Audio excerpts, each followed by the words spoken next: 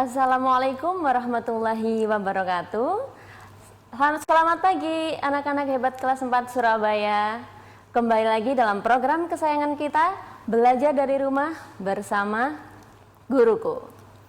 Nah, bagaimana kabarnya hari ini anak-anak? Semoga kalian selalu sehat dan tetap semangat meskipun belajar di rumah saja. Nah, kali ini kita perkenalan dulu ya, karena kata pepatah tak kenal maka tak sayang. Perkenalkan, nama Ibu Aziza Syaila Ameliana. Kalian dapat menyapa Bu Syaila. Sehari-hari Ibu mengajar kelas 4 di SDN Manukan Kulon, Surabaya. Oke, nah sebelum kita belajar bersama hari ini, mari kita berdoa terlebih dahulu menurut agama dan kepercayaan masing-masing supaya pembelajaran hari ini dapat lancar dan tidak ada kendala apapun. Berdoa dipersilakan.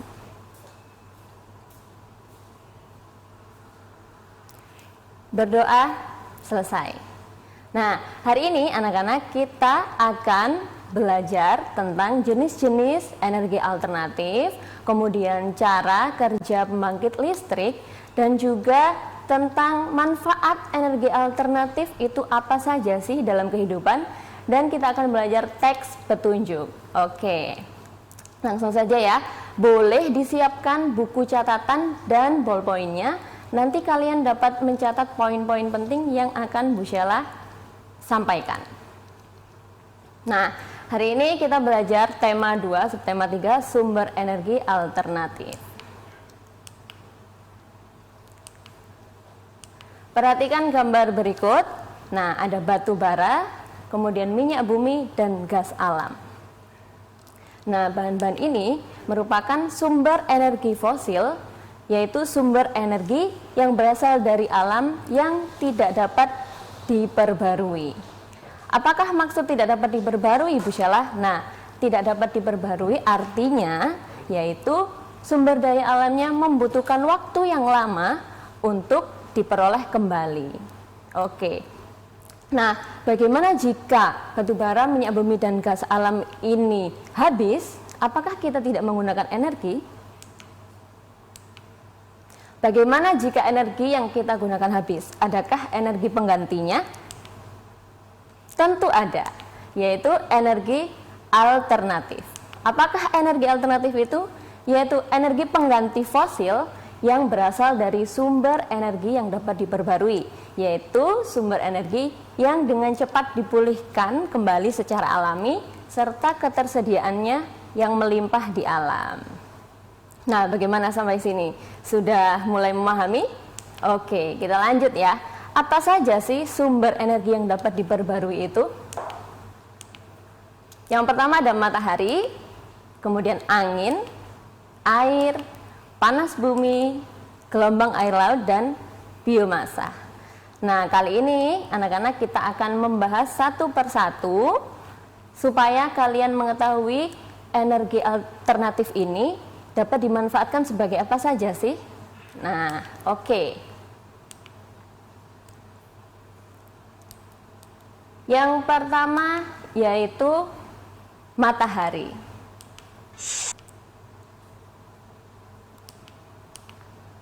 Energi panas dari sinar matahari dapat dimanfaatkan sebagai energi listrik melalui penggunaan panel surya atau sel surya. Energi panas ini dimanfaatkan untuk pembangkit listrik tenaga surya. Nah, kita tahu kan manfaat dari matahari, sinar matahari, salah satunya yaitu sebagai pembangkit listrik. Kemudian ada juga sebagai untuk mengeringkan baju, untuk mengeringkan ikan atau kerupuk. Nah, untuk sebagai energi cahaya yang menyinari bumi. Oke, nah terkait tentang pembangkit listrik tenaga surya, bagaimanakah cara kerjanya? Mari kita simak video berikut ini.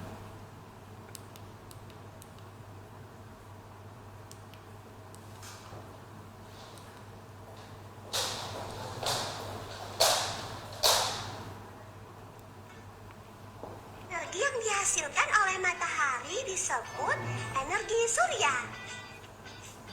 energi surya dapat dimanfaatkan sebagai tenaga listrik melalui panel surya atau biasa disebut solar cell. Panel surya dipasang menghadap ke atas untuk menangkap sinar matahari. Panel surya terdiri dari 2 lapisan semikonduktor. Bagian atas bermuatan positif dan bagian bawah bermuatan negatif. Bagian bermuatan negatif akan menangkap energi dari matahari, lalu akan dilepaskan ke lapisan bermuatan positif. Oleh karena itu, akan terjadi perbedaan tegangan yang menghasilkan arus listrik. Listrik akan distabilkan arusnya oleh alat konversi dan siap digunakan. Nah, itu tadi anak-anak video tentang cara kerja pembangkit listrik atau yang kita biasa sebut panel surya. Nah, kalian pernah lihat bukan sebuah benda atau alat kotak yang yang dipasang di atas lampu jalan atau yang ada di atas lampu lalu lintas? Nah, seperti gambar ini, nah itu adalah panel surya. Nah, lampu jalan itu biasanya memanfaatkan energi listriknya sebagai penerang ya. Kemudian di lampu lalu lintas juga begitu. Oke, untuk sumber energi alternatif yang kedua ada angin. Nah, angin adalah gerakan udara di permukaan bumi yang terjadi karena tekanan udara. Angin dimanfaatkan sebagai pembangkit listrik tenaga bayu. Oke, bagaimanakah cara kerjanya? Mari kita lihat video berikut ini.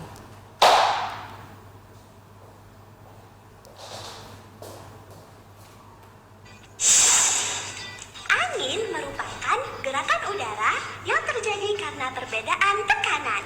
Energi gerak dari angin dapat diubah menjadi energi listrik dengan alat yang menyerupai baling-baling besar. Saat baling-baling berputar karena terkena angin, maka turbin yang terhubung dengan generator akan ikut berputar. Generator akan menghasilkan listrik, kemudian dialirkan melalui kabel-kabel listrik untuk digunakan. Nah, itu tadi penjelasan tentang cara kerja pembangkit listrik tenaga bayu. Bagaimana anak-anak? Menarik bukan materi-materi kita hari ini? Siapa tahu di masa depan kalian akan menemukan energi-energi alternatif dan membuat sebuah teknologi-teknologi yang canggih supaya bumi kita dapat terselamatkan.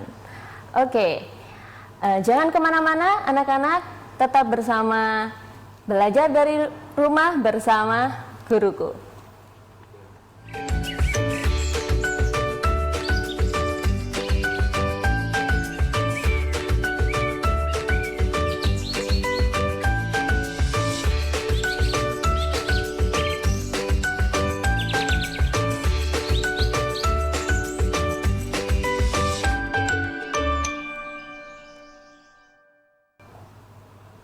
Oke anak-anak, kembali di sini bersama Belajar dari Rumah bersama Guruku.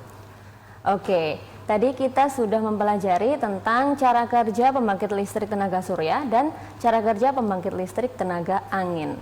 Sekarang kita cari tahu bagaimana cara kerja pembangkit listrik tenaga air.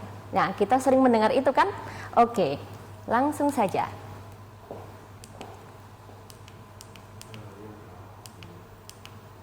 Air yang deras merupakan sumber energi gerak. Energi itu biasa dimanfaatkan sebagai pembangkit listrik tenaga air. Nah, bagaimanakah cara kerjanya? Bendungan air dibuat di tempat yang tinggi sehingga air akan mengalir dengan deras seperti air hujan. Nah, mari kita lihat video berikut ini.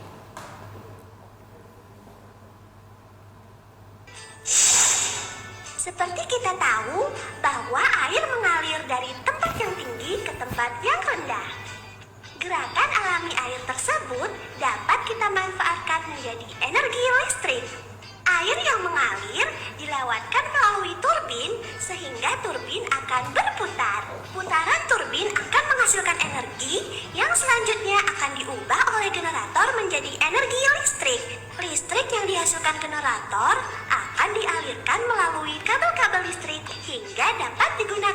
untuk kehidupan sehari-hari. Nah, itu tadi video penjelasan tentang Seperti kita cara kerja pembangkit listrik tenaga air. Jika kita perhatikan anak-anak, cara kerjanya itu sama, yaitu adanya energi gerak yang menggerakkan turbin, kemudian generator akan menghasilkan listrik dan listrik akan disalurkan ke rumah-rumah. Nah, seperti itu. Meskipun angin dan air itu kan deras. Kemudian air yang deras itu tadi akan menggerakkan turbin dan turbin itu memanaskan generator sehingga generator dapat menyalurkan aliran listrik. Nah, begitu. Selanjutnya yaitu energi alternatif panas bumi. Nah, beda ya antara panas bumi dengan panas matahari. Nah, itu harus dibedakan. Bumi itu terdapat berlapis-lapis. Nah, di dalam bumi itu terdapat inti bumi. Nah, panas dari situ yang akan dimanfaatkan untuk pembangkit listrik tenaga panas bumi. Energi panas bumi atau energi geotermal itu merupakan energi yang berasal dari panas yang disimpan di bawah permukaan bumi. Energi ini dimanfaatkan sebagai pembangkit listrik tenaga panas bumi atau PLTP singkatannya. Nah, kita lihat bagaimana cara kerja pembangkit listrik tenaga panas bumi. Sumber energi panas bumi berasal dari dalam perut bumi. Energi yang dihasilkan oleh panas bumi disebut energi panas bumi atau geotermal. Energi panas bumi dapat dimanfaatkan sebagai sumber energi pada pembangkit listrik tenaga panas bumi. Sumber panas bumi berasal dari batu-batuan yang meleleh yang disebut magma. Magma akan memanaskan air yang tersimpan di bawah permukaan bumi, teman. Air yang dipanaskan oleh magma disebut zat cair panas bumi. Zat cair panas bumi inilah yang dialirkan ke atas permukaan bumi untuk diproses. Setelah sampai di permukaan bumi, zat cair panas bumi dipisahkan uap panas dan airnya. Uap panas yang telah dipisahkan kemudian dialirkan ke pembangkit listrik untuk memutar turbin yang terhubung ke generator. Putaran turbin akan menghasilkan energi gerak yang selanjutnya akan diubah oleh generator menjadi energi listrik. Zat cair panas bumi yang suhunya telah berkurang dikembalikan ke bawah permukaan tanah untuk dipanaskan kembali oleh magma. Nah, itu tadi penjelasan tentang cara kerja pembangkit listrik tenaga panas bumi. Nah, kita jika perhatikan lebih dekat lagi, di situ terdapat energi gerak lagi. Nah, meskipun itu dari energi panas yang berada di bawah lapisan permukaan bumi ya, air yang dipanaskan itu menghasilkan uap, kemudian uap yang panas itu tadi menggerakkan turbin. Nah, setelah turbin digerakkan, maka generator akan menghasilkan listrik dan siap untuk disalurkan ke rumah-rumah. Nah, menyenangkan bukan mempelajari energi alternatif? Karena teknologi-teknologinya sangat-sangat terbarukan. Nah, oke, selanjutnya yaitu gelombang air laut. Nah, bagaimana gelombang air laut ini dapat dimanfaatkan sebagai energi listrik? Gelombang air laut saat memecah di pantai menghasilkan banyak energi. Energi ini dapat diubah menjadi energi listrik. Langsung saja kita simak video berikut ini, bagaimana cara kerja gelombang air laut menjadi energi listrik.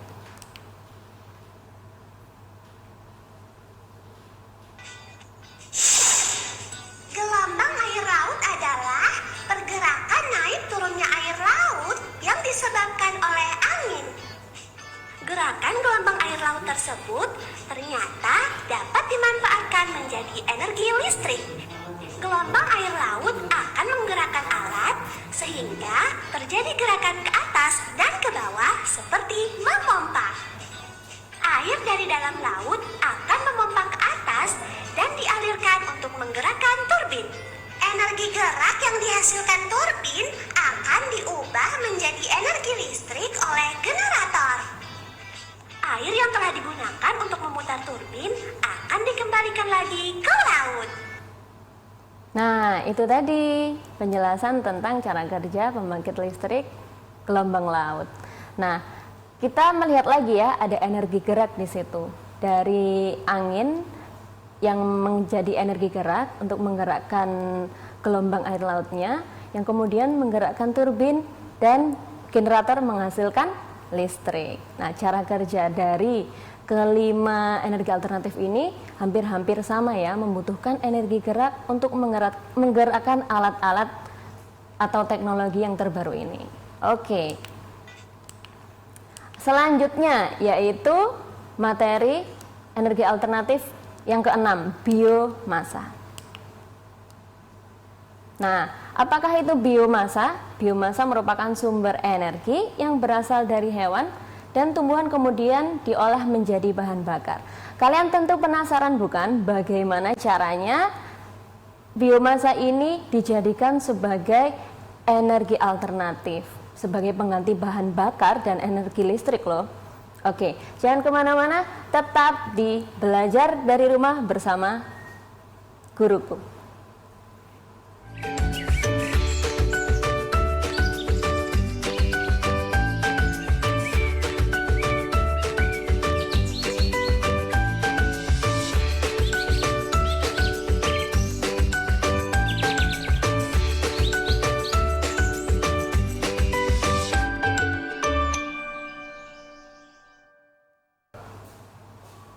Oke, kembali lagi bersama belajar dari rumah bersama guruku. Bagaimana anak-anak, materi hari ini menyenangkan bukan? Seru bukan untuk dipelajari? Nah, apakah kalian sudah mencatat atau bahkan memiliki ide untuk menemukan energi-energi terbaru yang dapat dimanfaatkan untuk kehidupan manusia?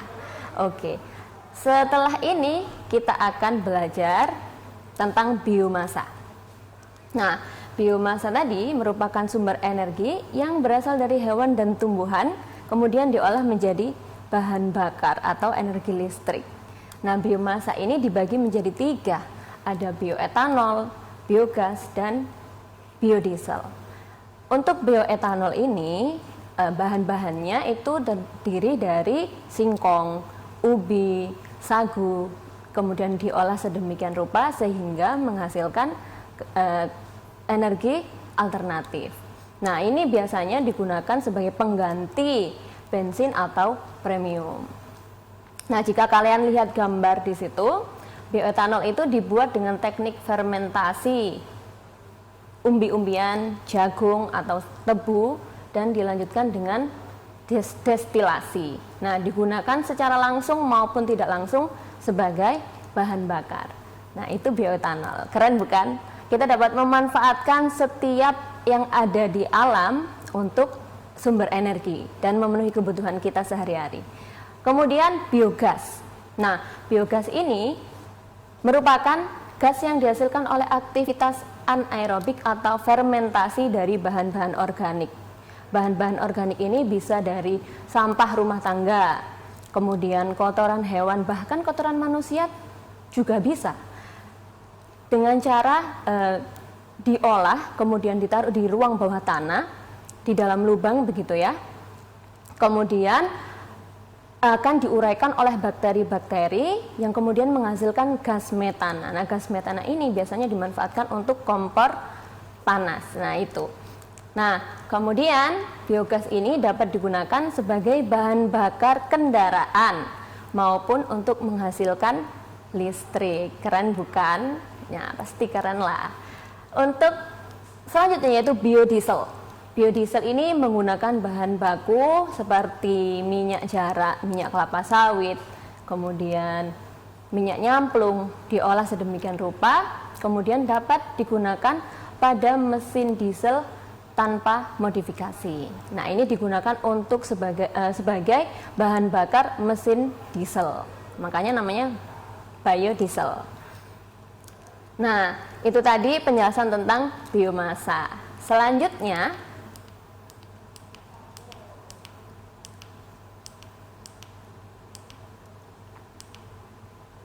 Bu Sheila akan membahas pembangkit listrik tenaga sampah.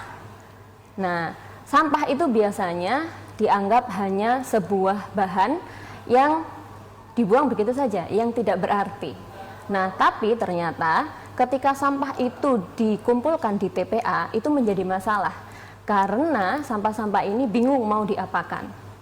Jika dibakar maka akan menyebabkan sebuah polusi udara. Nah, tujuan dari pembuatan PLTSA atau pembangkit listrik tenaga sampah ini untuk mengkonversi sampah itu menjadi energi listrik. Mengkonversi itu artinya mengubah sampah menjadi energi listrik, sehingga sampah yang tadinya tidak berguna itu dapat dimanfaatkan sebagai sesuatu yang dapat dimanfaatkan oleh semua orang. Nah, sampah ini akan diolah dengan cara dibakar pada temperatur tinggi ya, 850 sampai 900 derajat Celcius. Dari 500 sampai 700 ton sampah ini akan menghasilkan listrik dengan kekuatan 7 MW. Nah, kerennya lagi di Surabaya itu terdapat pembangkit listrik tenaga sampah ini yang berlokasi di TPA Benowo. Kemarin baru diresmikan oleh Bapak Presiden kita Pak Jokowi. Keren bukan? Oke. Selanjutnya kita akan belajar mengenai teks petunjuk berdasarkan percobaan.